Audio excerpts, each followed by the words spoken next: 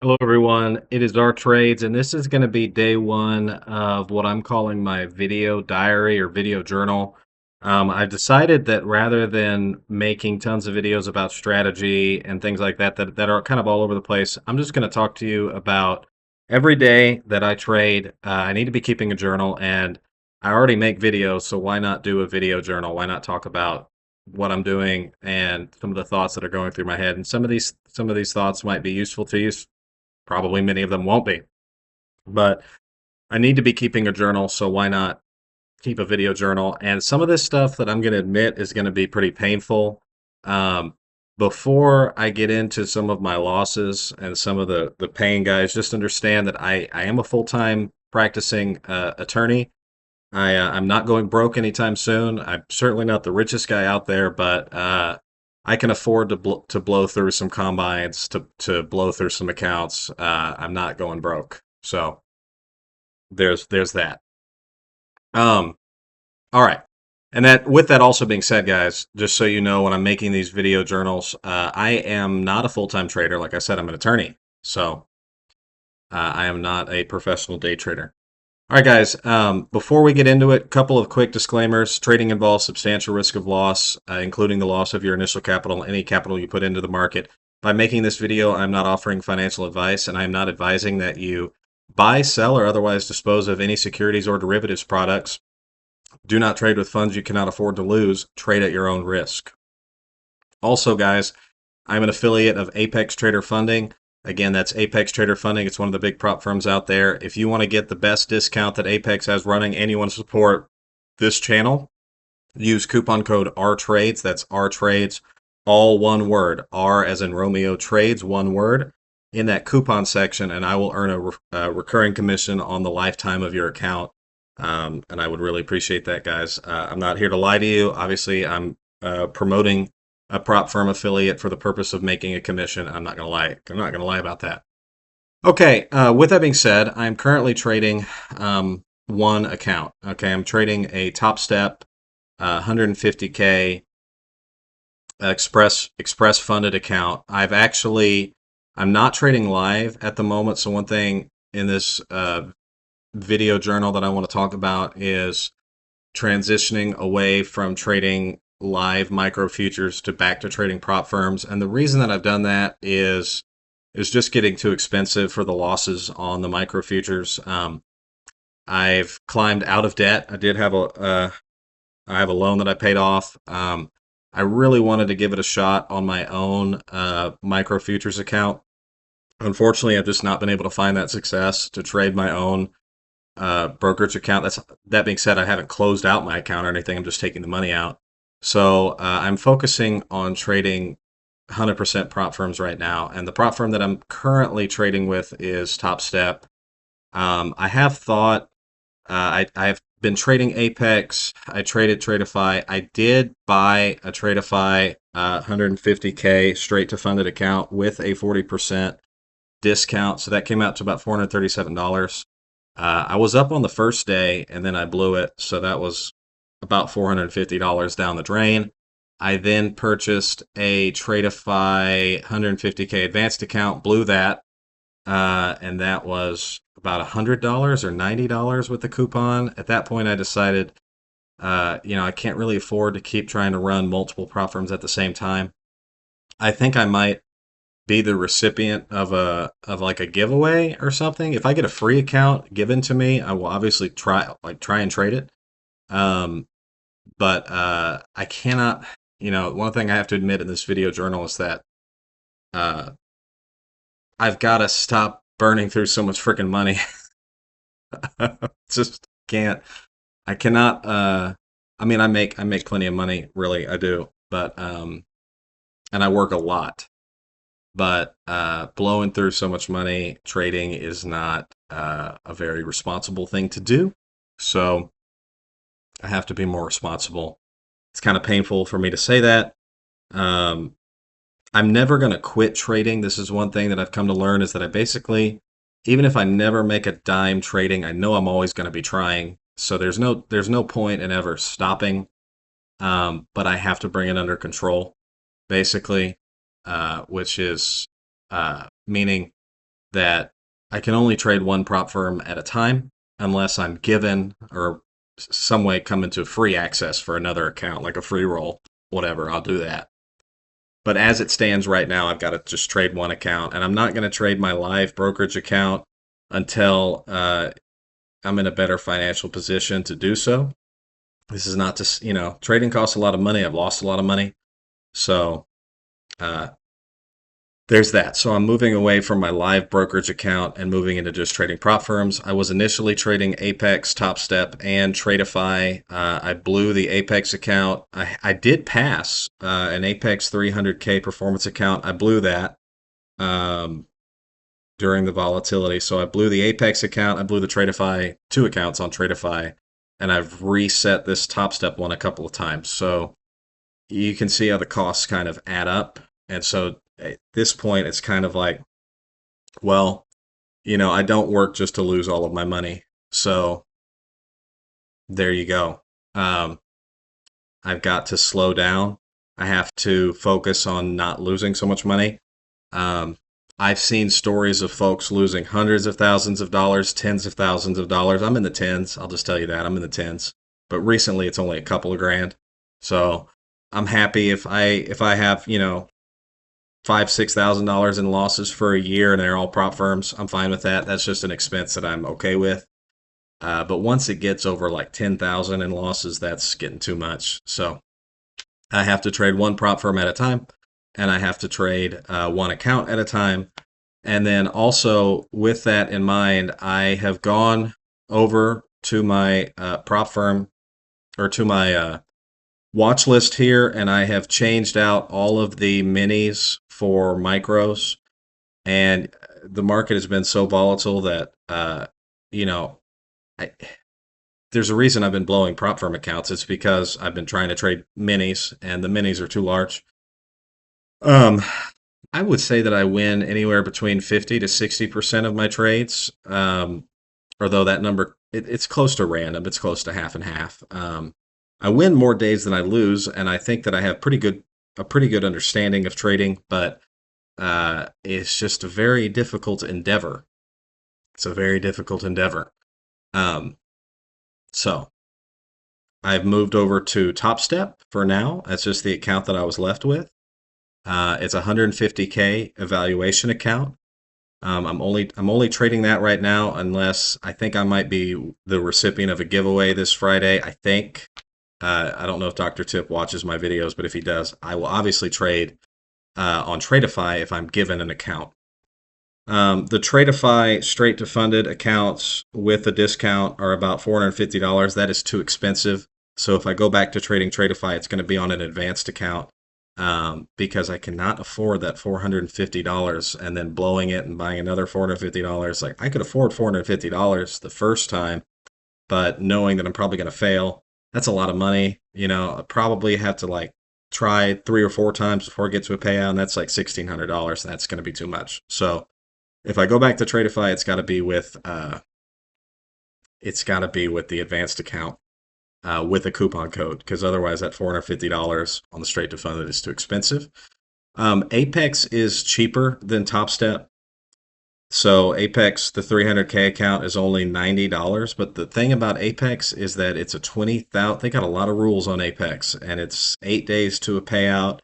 And I'm affiliated with Apex, and there are advantages to Apex. But there are a lot of rules on Apex, and they do have a consistency rule that I think that Top Step is considering adding a consistency rule on their express funded accounts, which would be a shame. I really hope they don't do that. So anyways, what the point being is that Top Step's not that much more expensive than Apex, and they have a better payout policy. In my opinion, they've got 5 days. I think between Top Step and Apex, it's about the same, but Top Step's a little bit more expensive. But anyways, I'm just not going to run 2 accounts at once because I cannot afford to do that. So what I've done is I've gone into... I'm not very confident with my trading right now. I'm kind of rambling. I'm sorry. This is more of a video diary than it is, or video journal, video diary than it is a trading strategy video. And there's so many trading strategy videos out there, and I'm such a small channel that I might as well just do daily video journals so that they kind of benefit me. I think that I have to focus on capital preservation, not only just in my trading, but obviously in life. So I'm going to be trading one prop firm at a time, and I'm going to give myself sort of unlimited resets. I know I'm never going to stop trading, so I don't want to give $30,000 to Top Step. I don't mean to say that like I'm just going to be trying to YOLO these accounts and flip them. That's not the objective. The objective is to try and trade well, but I know I'm never going to stop trading. I'm never going to stop trading, so it is what it is. I'm just not going to trade multiple prop firms at the same time unless I'm given a free account. All right, so with that in mind, yeah, it's a Top Step 150K simulation. I have also changed out all of the minis for the micros. Okay, so Top Step allows you to trade up to 15 contracts. They do not have a mini to micro scaling. That's totally fine. You do not need to trade half of a mini. So right where I'm at on the NASDAQ or the MNQ right now is my size is 3 micro NASDAQs. On the MES, I've been trading with 5. If I got to the Dow, it would be 5 or 6. Micro Russell, 7 or 8, but maybe 5. Crude oil, probably 5 on the micro. That's half of a mini. I think that's $5 a point on crude oil. That's where I'm kind of at on there. 5 gold micros is half of a mini micro. That's $5 a point. Gold has been moving a lot, so could even drop that number down to 3. With some of the Forex futures, it's 625, 625 a point. So these are not like micro minis. They're priced a little bit differently. So I think the Australian dollar is 625, pound I think is 750. I think Canadian dollar is 625 a point. Some of them are $5 a point. That's it. Okay, Australian dollar is $5 a point. Pound is, I think, 625. Canadian dollar, I think, is $5 a point. Euro, I think, 625. I think yen is 625. New Zealand is $5 a point. I think Swiss is $6.25 a point. So I generally will trade 5 of these at a time, but if they're really volatile, I'll go down to 3. That's kind of the sizing that I'm at right now that I'm finding is not too much. So I have kind of moved away from, I can't keep losing so much money.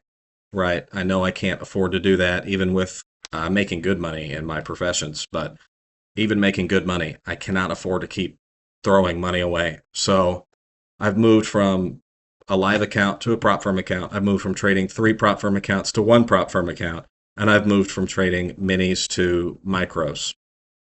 And then I kind of have the sizing to half a mini or 5 micro SPUs, 3 micro NASDAQs, 5 micro Dows, 5 or 6 micro Russells. I don't trade Russell that much. 5 micro crude oils, 3 to 5 micro golds, and then 5 of the currency futures. That's kind of where I'm at right now in my head. In terms of also capital preservation, I'm not thinking about making money anymore. I just know that I'm addicted to, or I'm compelled to trade. I'm always going to be trading. There's no stopping me from trading, so I'm definitely going to be trading. But I need to protect my money. I can't be resetting these accounts all the time. I've got to pay the activation fee if I pass anyways. So, with that being said, how am I moving from trading with a growth mindset to a capital preservation mindset? Well, number one, I've moved down from the minis to the micros. That's the first thing we talked about. Number 2, I'm going to be implementing what I like to call tight stops and break-even stops. So everyone, at some point, you're going to realize in your career that you're probably going to have a strike rate eventually of about random or less. So 50% or less of your trades are going to be accurate. So you come to the point where you realize you need to, you either need to size down and use wider stops or size up and use tighter stops. The math works out the same either way. My favorite time frame to use is the 15-minute time frame.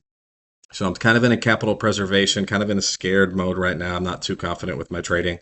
But what I have done is decided basically that if I'm in a trade, let's say that I go short here, I'm going to put my stop just above the 5, the 10, or the 15-minute candle, depending on whether it's the day session, the overnight session, and how close that is. Basically, let's say that I was to go short somewhere in this swing high. Traditional wisdom would always have you put a stop above the swing high or below the swing low. The way that the markets are so volatile is that even if you are trading micros and you're trading a small number of micros, it's just way too much risk. And what I know about myself now is that if I lose too much money in open loss in a trade, if I go into too much drawdown, I am not going to close that trade out. I'm going to let it run and let it run until it busts my account and I lose and I have to reset it. Or if it's a live brokerage account, I gotta put more money in. So knowing that about myself and knowing my lack of discipline, I just don't have the discipline or the wherewithal to really put the stops where they technically should go. Because once the money is too far in a drawdown for me, I don't have the mental fortitude to close it out. So I know that the way that I trade, I cannot put my stop above the swing high or below the swing low, which is where technically you should put it. Because if I go short somewhere in the middle of this swing, which is the correct move, or long in the middle of the swing up, and I put it all the way down, let's say that that's 70 points, that'd be $140 times 3. That's like 380 or 400. I know that if I'm down like 400 on a trade, I'm not closing it, and I'm just letting it run against me, and I'm getting sad. So I can't do that, and I just have the maturity to know that about myself, that I can't go into a lot of drawdown. So there's sacrifices that have to be made when you know about yourself. I do, however, have tolerance for taking a lot of stops and being stopped out a lot. Just it can't be too large on any individual one. If I let it run against me, I'm going to let it run against me a lot. So what does that mean? I am the kind of trader who understands himself to the point, this is video diary, video day 1. I am the kind of trader that I understand myself, my own psychology, my own weaknesses to the point where if I put my stop loss where I know technically it should go, I am not going to allow that trade to get all the way to that stop. And if I do, I'm just going to be too upset about the drawdown. So what I have to do is I have to put my stop one tick above the 5, the 10, the 15, or the 30-minute candle. And I need to, and what this means is that more than the average trader, or more than what an Al Brooks book would say, more than what a technical book would say, I'm going to be stopped out a lot. I'm going to be stopped out a lot because I'm going to be using tight stops. I'm going to be using stops that can easily just be ticked out. And the reason I'm doing that is because I know my own psychology, and I know that if something gets too far against me, I'm not going to close it out, which is exactly what Tom Hugard says that traders do, and it's exactly what I do. Because of the pain and the frustration and the feeling of the emotions that come with it. So I have to use tight stops. I have to use tight initial stops. And then if my trade goes into profit, I pretty quickly move it to break even. Okay, what does that mean? Using tight stops and then pretty quickly moving a stop to break even. I'm going to be stopped out a lot. I'm going to have a very small win rate. I'm going to have a win rate of 20 to 30%, if not lower. So my accuracy is going to be very low. But I can sit there and trade and scratch over and over and over and over again.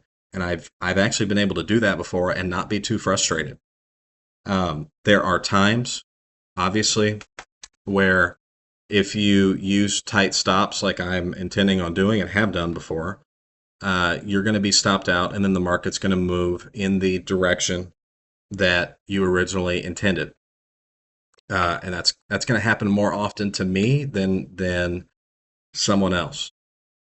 But I'm truly now just at the point in my trading where I don't really care if I win. I just need to stop losing so much. So tight stops, and then when my trade goes in profit, I move it to break even, and then I'm going to try and let the trade win. So my trading system is as follows, as this is kind of where I'm at right now. I enter into a trade, and then I put an initial stop 1 or 2 ticks above the 5, the 10, the 15, or the 30-minute candle.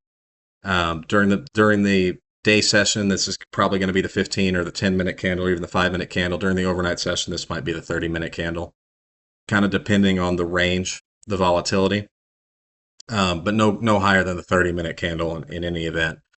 I don't care about putting a stop above a swing high. Okay.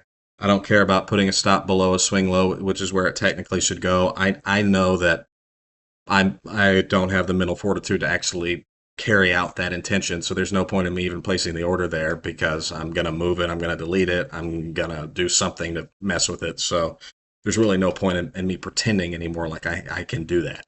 I cannot. And then when my trade goes into profit, I intend on pretty quickly moving my stop to break even. What does that mean?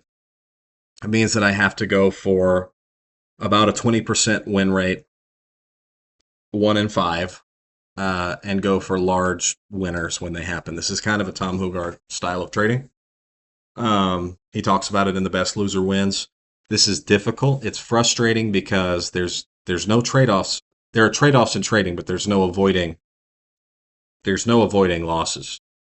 But I find that I would much rather be killed or have death by 1,000 cuts than the way that I lose money is I will go days in a row making money and then I will blow up. Days and days and days of making money and then I will blow up. Days and days of making money and then I will blow up. So I have to prevent the scenarios that are causing me to blow up. All right. And the way that I do that is by accepting a lot of small losses, a lot of break-even trades, and accepting that my goal is really only to preserve the money that I have, not to make money, which is really how it should be anyways. All right, in terms of today's trading, I did blow out one Top Step account, so I reset this account once, but I ended up 1466 spot 49. It was a frustrating day. It was a very range bound and choppy day.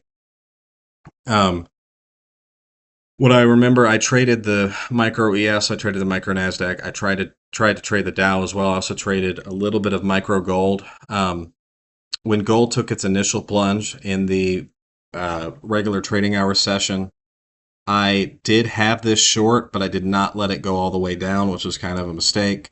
So I initially did have a really good short on gold when it first came down.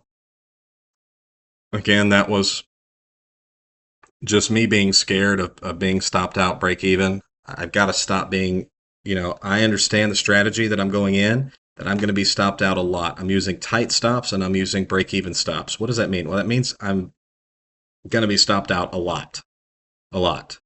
And I'll need to be re-entering the market quite a bit, which is fine. I stare at the charts all day anyways. So, obviously, guys, when I'm in court and when I'm working on my clients' cases, I do not stare at the charts, but I stare at the charts a lot. So exiting and re-entering the market is not really a problem for me. I'm staring at the charts all day anyways when I'm not working with my clients or working on my cases.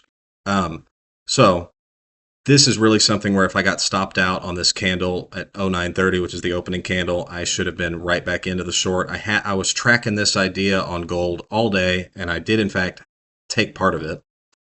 So that's something on gold.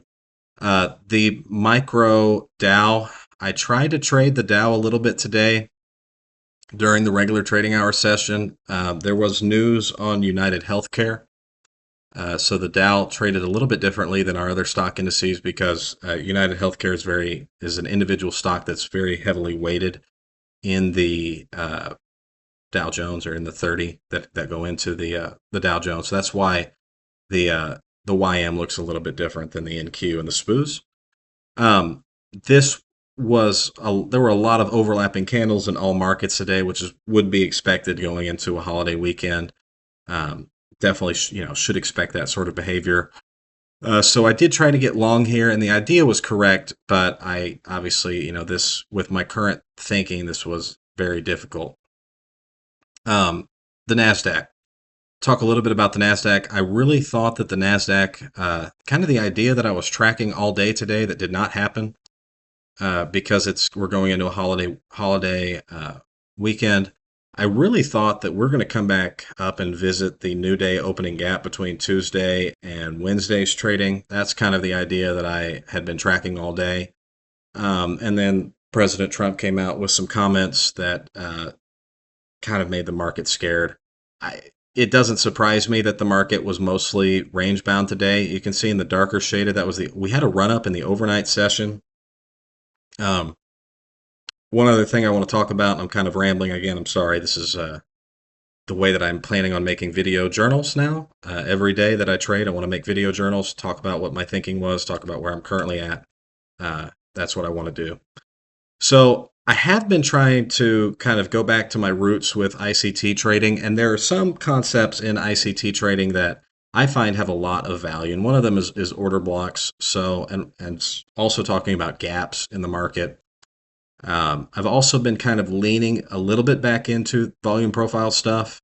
So basically, whether you're trading ICT or you're trading volume profile, there's a big gap in the chart, and it's between 810 and 930. It's 18,810 and 18,930 on the Nasdaqs. And I was expecting that the market might come back and revisit this low volume, basically an inefficient price delivery. And whether you're looking at the volume profile or you're looking at ICT, the idea is the same, right? There's no price delivery there. I think that next week, that's an idea coming into the market next week on the 21st to the 25th. I think that is an idea going in. So I'd be looking for that. But that's kind of what I was looking for today. Might have been ambitious for a holiday. One other thing I want to talk about, guys, is that I'm going to start kind of watching religiously. This is not an advertisement for Top Step. I'm not affiliated with Top Step. I used to be. They got rid of all their sort of small-time affiliates. But I've got to commend them on the Top Step TV. Here's the thing, guys. You can't really trade futures with no fundamentals. You need to be kind of tuned into the market, to Wall Street, to the news, the chatter. And you can either pay, there's a Live Squawk. Okay, so Live Squawk costs like a lot. But Live Squawk is basically, they give you it's kind of like Financial Juice. You can also pay for that. Or you can go to Top Step TV, and whenever any news comes out, they're going to talk about it live on the air. So Top Step TV is basically kind of a free news squawk. And, you can kind of listen to them talk. One thing I kind of like about Top Step TV is it gets you thinking like a trader. It gets you thinking in terms of trading, and it makes you feel more communal. It's obviously just a video, but it's basically a free live squawk. So that's why I like Top Step TV. Is they're going to tell you any market moving headlines absolutely for free, whereas you'd have to pay hundreds of dollars to get live squawk, and you got to pay money for Financial Juice as well. And nobody has time to read all the Financial Juice headlines. So that's what I like about Top Step TV. Not necessarily all the personalities on there and everything they say, but the fact that they are a free live squawk, and it kind of gets you thinking like a trader, basically. So I like it. I would recommend watching it or tuning into it to get you in the flow of the markets, in the flow of the news. I don't think that you can truly trade futures with just the price chart. I do think you need to be tuned in to sentiment, to some fundamentals. And I think that Top Step TV is a good way to do that. I think Tradeify is coming out with Tradeify TV as well. And then I know that Apex Trader Funding, that I am affiliated with, has got videos as well. But Top Step TV has that live broadcast going every day, and I think if you want to be in tune with the markets, that's a good option. All right, so with that being said, I reset my account and I ended up 1466. I've got to make 9,000. Pretty frustrating day on the NASDAQ. On a day like today, where most of the candles are overlapping and we're coming into a holiday, you've got to be ready to. There might only be one or two good sized moves, and you've got to be ready to switch directions pretty quickly. Pretty frustrating, honestly. But we had cleaner moves in the overnight session than we did during the regular trading hour session. So we were range bound, and that's pretty much it. All right, guys, this has been video diary number 1. I want to thank you for joining me. I'm planning on making a video diary talking about just basically my thoughts and emotions that are going through my head throughout the trading day. I appreciate you joining me. This has been video journal day number 1. And I plan on uploading video journals every day that I trade to X and YouTube. Guys, make sure to like, comment, subscribe, and follow on X.